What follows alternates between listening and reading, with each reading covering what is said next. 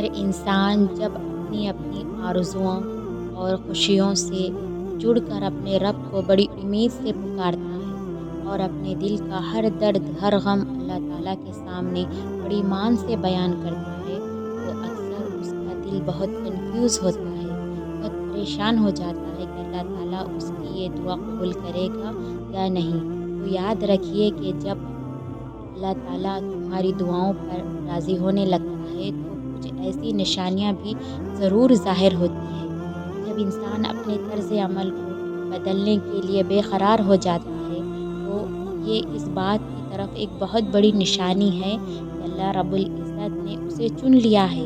اگر کوئی دعا قبول ہونے میں دیر لے رہی ہو تو راستے نظر نہ آئے تب اللہ پر یقین ایمان ہے، جب وسائل اور ذرائع نہ ہو اور پھر یقین ہو کہ اللہ مسبب اسباب ہے، وہ اسباب کا پابند نہیں، وہ اسباب کا محتاج نہیں بلکہ اسباب اس کے محتاج ہے۔ اگر ایسا یقین ہے تو ایمان ہے، اگر ایسا نہیں ہے تو پھر آپ کا یقین اسباب پر ہے، وسائل پر ہے۔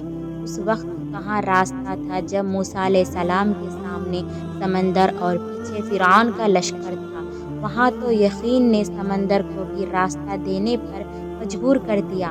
جہاں کہیں بھی تم ہوتے ہو اللہ تمہارے ساتھ ہوتا ہے، لیکن اس کا یقین قائم ہو جائے پھر دنیا کی کوئی طاقت تمہیں نہیں ہرا سکتی۔ بے شک دعاؤں سے تقدیر کے رخ موڑ دیے جاتے ہیں، تم خالی ہاتھ کبھی نہیں لوٹائے جاتے بلکہ تمہاری تڑپ اور تمہارا یقین تمہیں ان کی منزل تک لے کے جاتا ہے، ایسی منزل جہاں صرف معجزے ہوتے ہیں۔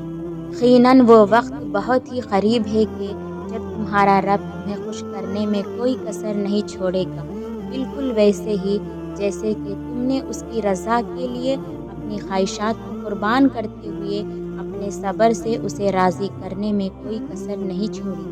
اللہ صرف تمہارے راستوں کو موڑتا ہے، تمہاری دعاؤں کو نہیں۔ وہ تمہیں اپنے طریقے سے تمہاری من پسند منزل تک لاتا ہے۔ تمہارا نصیب بس تم ان راستوں تک لاتا ہے جو اللہ نے تمہارے لیے لکھ دیا ہے، مگر تمہیں ملتا وہی ہے جس کے لیے تم دعا کرتے ہو۔ پھر مایوس مت ہو، دل سے نکلی ہوئی ایک دعا ہر گمان کو یقین میں بدل دیتی ہے، اور اللہ تمہیں خواب تب تک دکھاتا ہے جب وہ ان کی تدبیر پر راضی ہوتا ہے، ورنہ اگر اسے تمہیں وہ نہ دینا ہوتا جو تم مانگ رہے ہو تو کیا وہ تمہیں کبھی دعا کی توفیق دیتا ہے؟ اللہ سے مانگے، سب مانگے، لیکن اس کی رضا بھی ساتھ مانگے۔ کبھی اپنی خواہشات پر ضد نہ کرے، جو آپ نے مانگا ہے وہی دے۔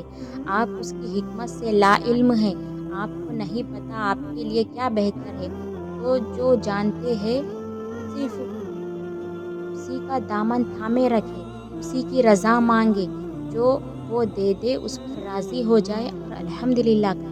دل ناراض ہو تب بھی مانگے، دعا کرے ہاتھ اٹھائے، کوئی امید باقی نہ رہے تب بھی اس سے مانگو، جو راز سے دن نکال سکتا ہے، نا امیدی سے یوں امید نکالے گا کہ تم حیران رہ جاؤ گے۔ اللہ تو کاتب تقدیر ہے، وہ مٹا کر نئے سرے سے تقدیر لکھ بھی سکتا ہے، وہ جہاں سے چاہے کہانی کا رخ موڑ سکتا ہے، وہ جیسے چاہے انجام کو بدل سکتا ہے۔ اللہ پر چھوڑے ہوئے معاملات پر اتنا پریشان نہیں ہوتے، وہ قادر ہے، وہ اپنا کام مکمل کر کے ہی رہتا ہے۔ قبولیت کا وعدہ کیا ہے تو وہ پورا بھی کر کر رہے گا۔ تم اپنا کام کرو، یعنی یقین اور صبر کی اطاعت۔ اللہ ہے، کسی بھی وقت معجزہ بھیج سکتا ہے۔ مایوس وہ ہوتے ہیں جن کو رب پر یقین نہیں ہوتا، مایوس وہ ہوتا ہے جن کا ایمان کمزور ہوتا ہے، مایوس وہ ہوتے ہیں جو ڈر جاتے ہیں دنیا سے۔ سنو، تم ایسے لوگوں میں شامل نہ ہونا، ہمیشہ اس بات کو یاد رکھنا، تمہاری مصیبتوں سے تمہارا رب بہت بڑا ہے۔ یقین تو سمندر میں بھی راستہ بنا دیتا ہے، یقین تو سلگتی ہوئی آگ کو بھی ٹھنڈا کر دیتا ہے۔ تو تم اپنے رب سے اتنا مایوس کیوں ہو؟ یقین معجزوں کا بہت خاص حصہ ہے، اور وہ آخر میں تمہیں تمہارا یقین کیسے تھام لے گا تم اس کا تصور بھی نہیں کر سکتے۔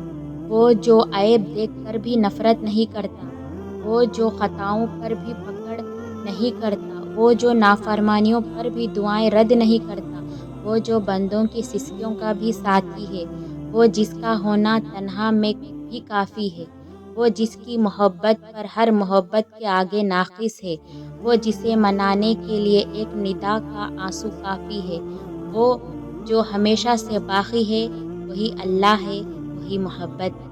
زندگی اگر آسان ہوتی تو ہمیں کبھی بھی پتہ نہ چلتا کہ صبر کیا ہے، دعا کیا ہے، امید کیا ہے، حوصلہ کیا ہے، لگن کیا ہے، مشکل کیا ہے، مدد کیا ہے، بھروسہ کیا ہے، رکاوٹ کیا ہے، دوستی، محبت اور رشتہ کیا ہے۔ اے ہمارے پاک پروردگار، ہماری مدد فرما، اور وہ معاملات جن میں ہمارا اختیار نہیں، جہاں میں ہم بے بس ہو، ان میں ہماری مدد فرما اور ہمیں اکیلا مت چھوڑ۔